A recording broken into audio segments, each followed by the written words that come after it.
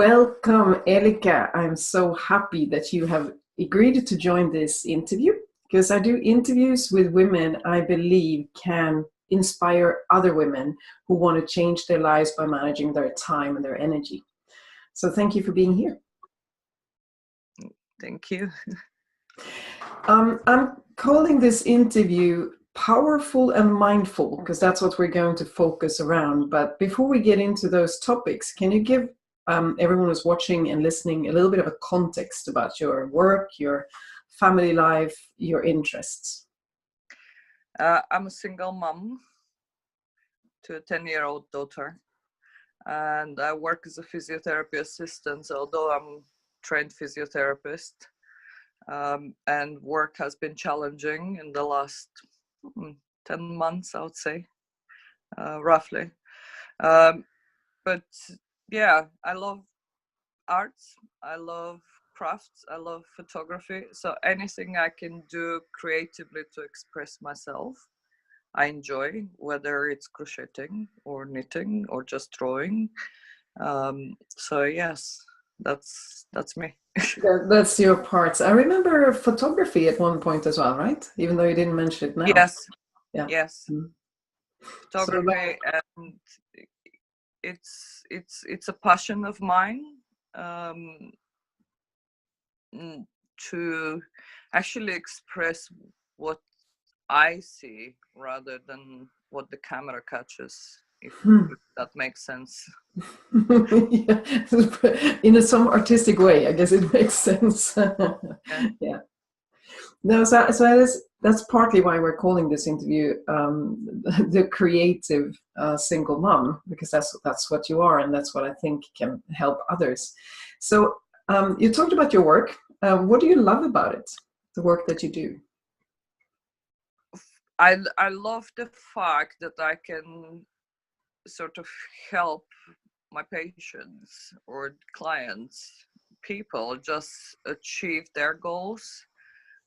Because when you're unwell, you feel very vulnerable, and a lot of times I'll see like they're feeling lost, and just me being there to say, you're doing great. This is your illness, it's not you. And just working with them to say what you want. And yes, that's a big part of why I like the work that I do. And I was thinking about, because I act as a support to a lot of the physiotherapists and my manager, and it's also that little pride in me that I can make their work easier, smoother.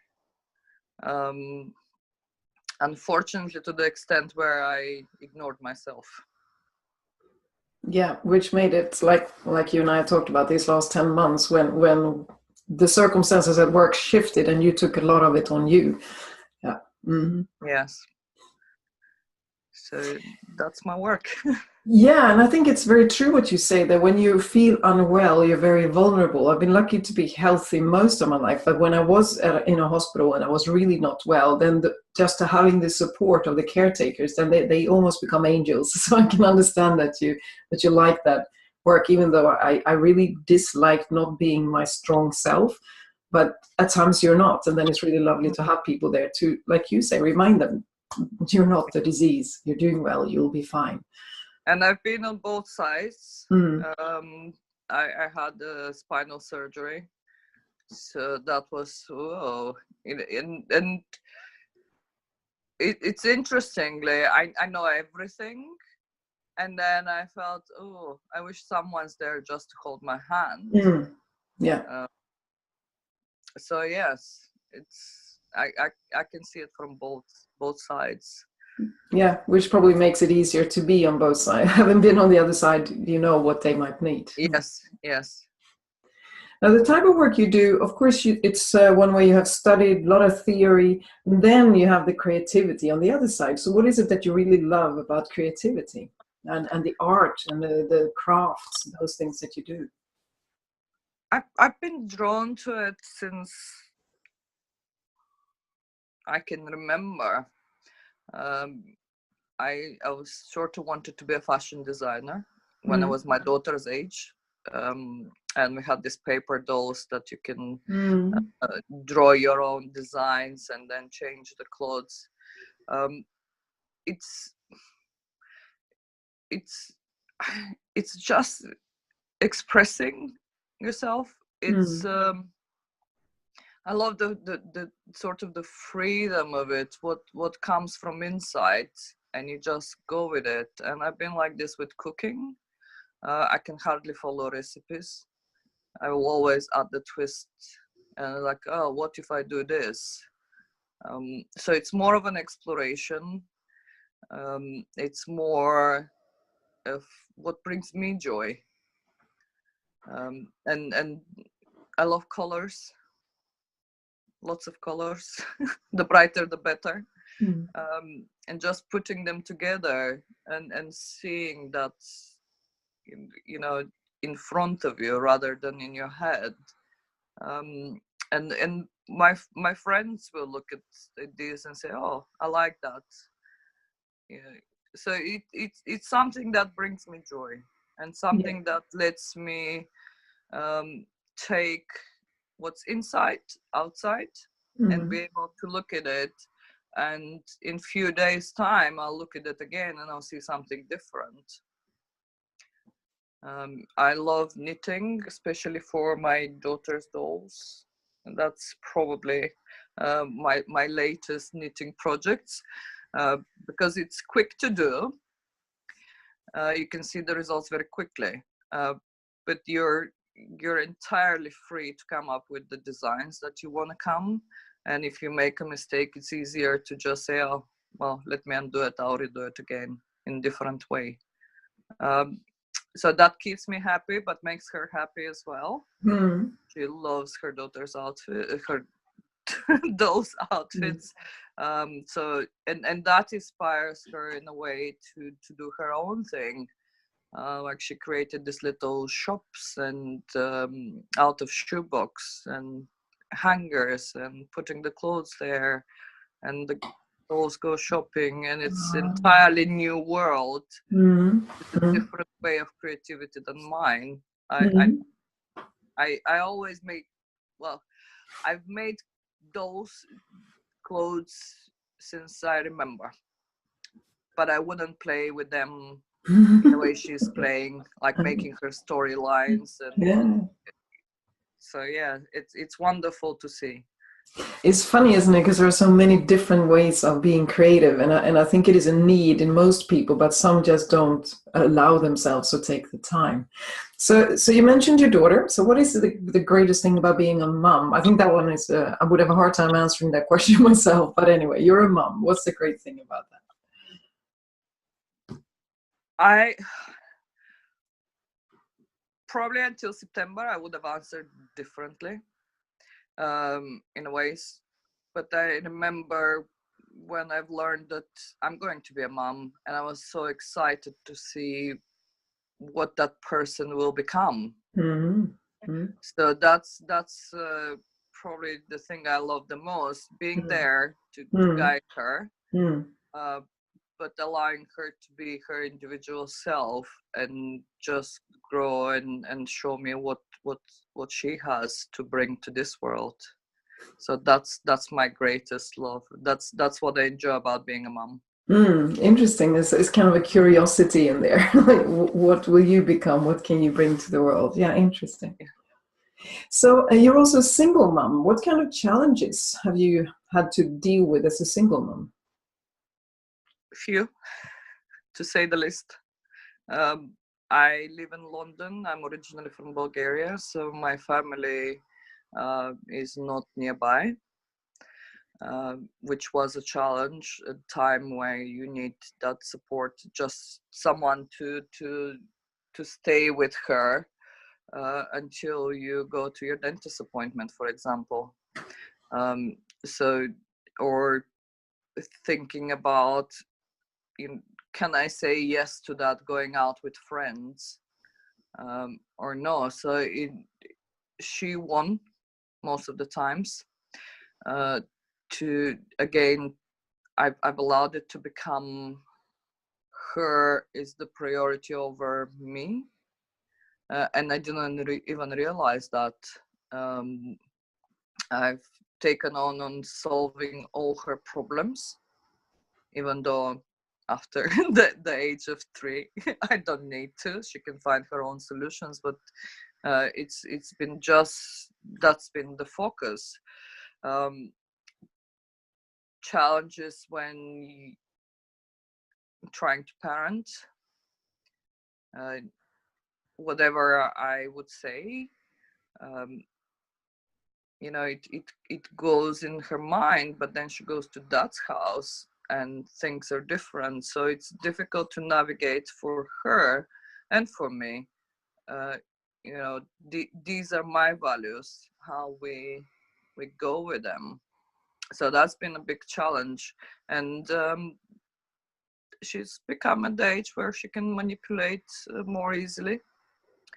And she would try and say, oh, but at my dad's place. And very, very recently she told me, my dad has the last word, which sort of triggered the response in me. It was like, well, it can be in your dad's house, but in this house, I have the last word. So these are challenges that when both parents are in the same environment, they're easy for the child to see the differences. And I know kids will try and see what one parent will do, and they'll do that, but I would say it's a bit more challenging for them to be able to play both parents against each other. True, because then it's so much easier to just like, what did you actually say? You can always do that much easier when you live together with the other parent. Yeah, and when it's separate, that was a big challenge. And when you're feeling unwell, just either get on with it, or you let your child do whatever they do as long as they're safe, and you focus on getting better. So those are big challenges. So I think for single moms, it would be important to have that support around them as a community. Yeah. And for me, I have few good friends that we sort of grown this friendship, but they've been a huge help. Yeah, I've been thinking about that a few times when, say, one of either my husband or myself were on business trips, and the other one had to take care of all the children, and we would always wonder afterwards, like, how do single parents survive? Because then we noticed how clearly it was that because working kids, and it was hard to get anything else in. And then we also thought about this: you just have to find another social network, because we're not really made for doing this on our own. If we look at our evolution, of course we were bigger groups. You're not supposed to have to take it all alone, but sometimes we think that we're supposed to just handle it on our own. But like you mentioned, to then find another social network than the family is so serious, really important. Yes, and I for a long time I thought, it's up to me, I can do this. And then a light bulb switched on and said, well, actually ask for help. It's not wrong to ask for help. It doesn't make you any weaker. It doesn't say you're not a good mom. So yeah, I've been asking for help, and that's make a huge difference to what I do. And luckily I have very understanding manager. So at times like this, I don't even need to worry of, if I don't go to work, there are chances I might be told off. And it's always been very understanding when my daughter is unwell. Okay, it is what it is. Just get her better, come back to work.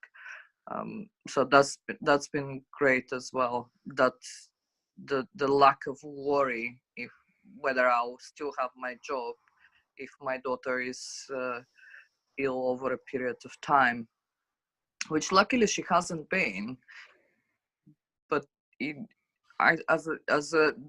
single provider, I would say that's a big worry to have. Yeah, yeah. I think one of the things you mentioned there is super important is asking for help. That too long it has been seen as a weakness, when actually I think it's a relationship builder. I've noticed, and I've only noticed when I had, lived very long with, I'm going to take care of everything on my own. But when I started asking for help, I noticed that became, I got friends by doing that. People like helping. And to give someone else a chance to help you is actually good also for them.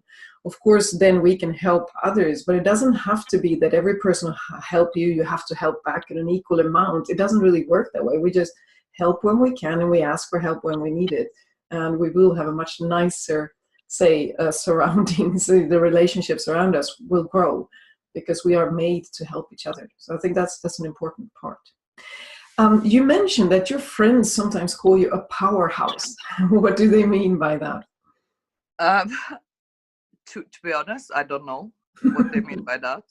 I wasn't brave enough to say, oh, what do you mean by that? Mhm. But I noticed it came out more recently when I started doing the work with you, when I started doing the work with mindful parenting.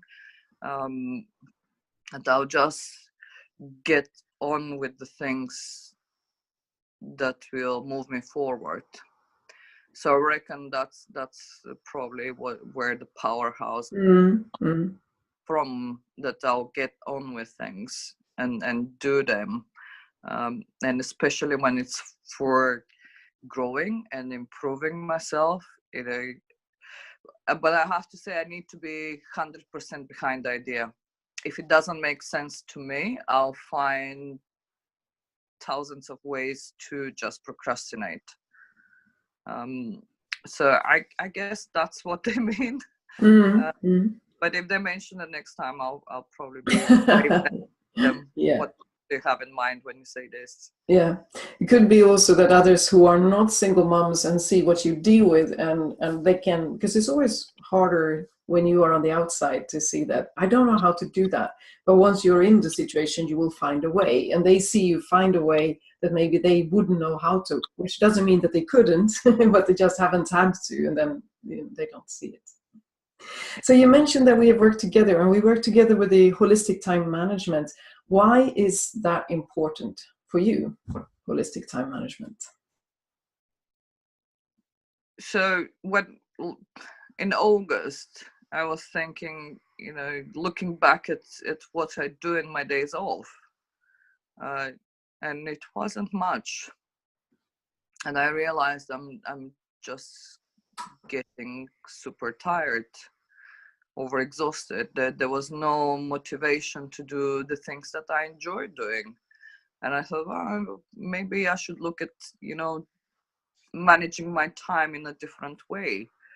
And the initial thought was actually being able to manage the time at work. And what appealed to me, it was holistic. It was looking at how you manage your time outside of work, because work is only one aspect of our lives.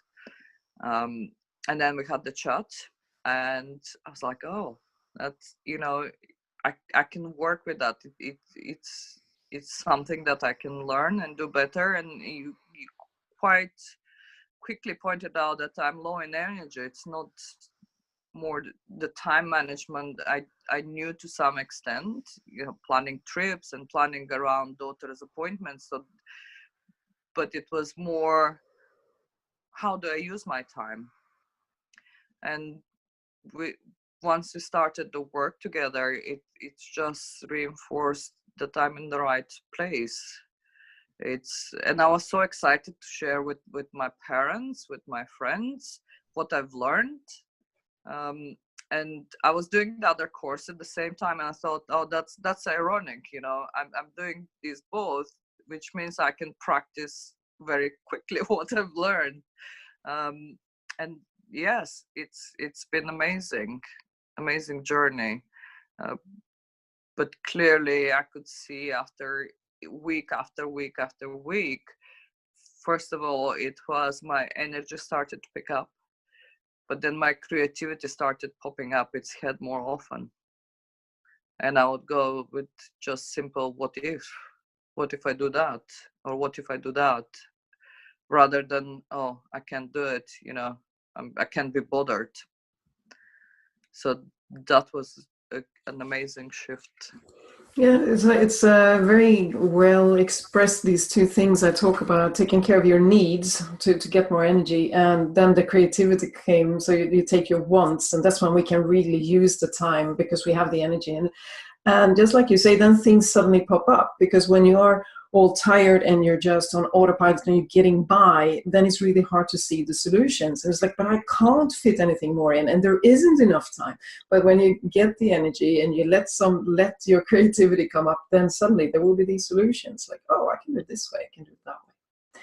You mentioned the other program, and it seemed really interesting because we talked about it also when we worked together. So this mindful parenting, can you tell others about what that is, what you learned in that course? First of all, self-care is important. And in that relationship between children and parents, you are the more important, even though it may sound a bit cynical. But it's important to look after yourself, because if you're stressed out, if you're not rested, the reaction is very primitive. When something comes, your brain just tells you danger, even though it's your own child. So that was the first and most important thing, that actually take care of yourself, put some love in yourself, and then you can give love to your children. So mindful parenting is surrounded around that. And also it's about working with your children through cooperation rather than threats or bribing, or it's just seeing your children as separate human beings, with their own thoughts, their own needs, their own desires, which as a single mom, I was like, oh, she's my little baby, it's just, you want to protect them naturally as a parent, but then somewhere along the way you lose yourself, and it became into anything that she would do, I would just react. And it became to the point where we would be yelling to each other, which is something that I do not want in my life, in her life, in relationship between, it's just interactions between people is something that I dislike a lot. And she was also drifting apart, and it's like, oh, how do I get that connection back? I need to change. I can't change her. I need to change. And that was probably a big realization, because often we try to, because we're the adults, supposedly we know better, and trying to mold our kids to what our expectations are. And that's where the frictions will become. They'll either become very submissive and they'll do things and we think, oh yeah, they're so good, but actually, are they? Are they just doing this because they decided it's futile to come and bring up their own ideas, or they're scared? So that's a big part of the mindful parenting, is actually thinking of the words that we use, because it would be the words that trigger reactions in our kids. Also knowing when it's time to just step back, give some space to you, to your children, and then go in and look with fresh eyes and rested mind, and just work with them to find their own solutions, which gives them great confidence. And I could see that in my daughter when we started working through, okay, that's your problem, how we solve it, and just sort of guiding her. And I could see her confidence just shot up in few months, and she's willing to try more new things. and she's strong-willed, I would say that. So Maybe we she's do, a future powerhouse.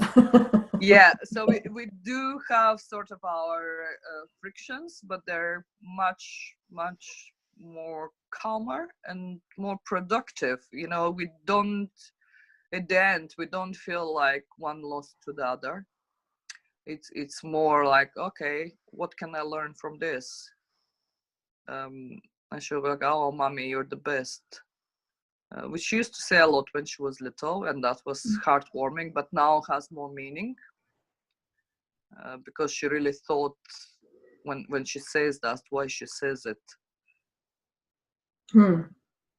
Lovely. Yeah, I know. It sounds like a really good course for many to do. Now, we have talked about a lot of things that I think can be useful, and we've already touched a bit upon some advice. But if we sort of summarize, do you have any advice you would like to give to specifically single moms? And actually, I can also say I'm in touch with women who are not single moms formally, but maybe their husband is working, so he's like away 5 days a week and they're only there in the weekend, and they can also feel like, I cannot go out, I cannot do anything. So any advice you want to share to single moms or people who feel that they have to be just moms almost? Yeah. Ask for help. It's actually a great strength to be able to ask for help. Yes, I agree. Treat yourself as you would treat your best friend.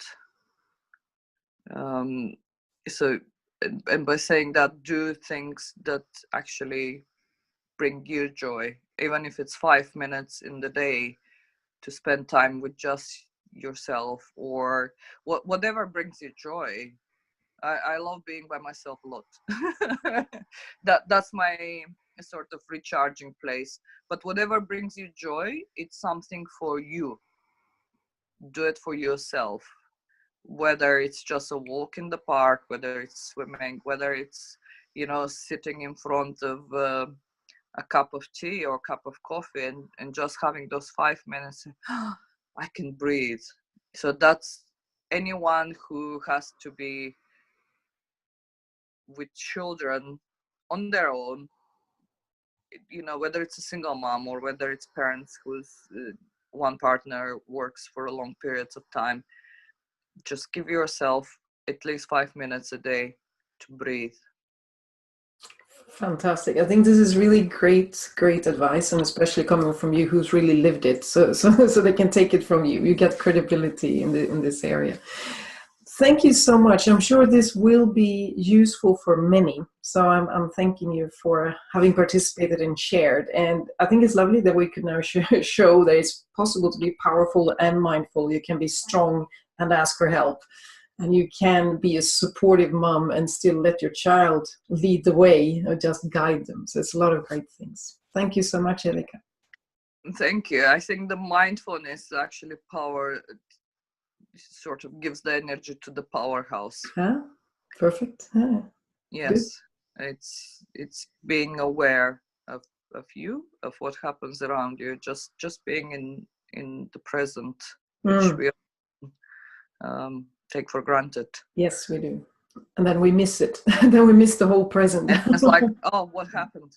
Yeah, we missed the whole thing. Yeah. But yes, the mindfulness is the seedling for everything else, I would say. Great. Thank you so much. That's a perfect ending. Yes, well, thank you for having me and giving me this opportunity to share my experience. And, you know, I hope they find useful nuggets in it. Thank you, Elica, and bye for now. Bye-bye.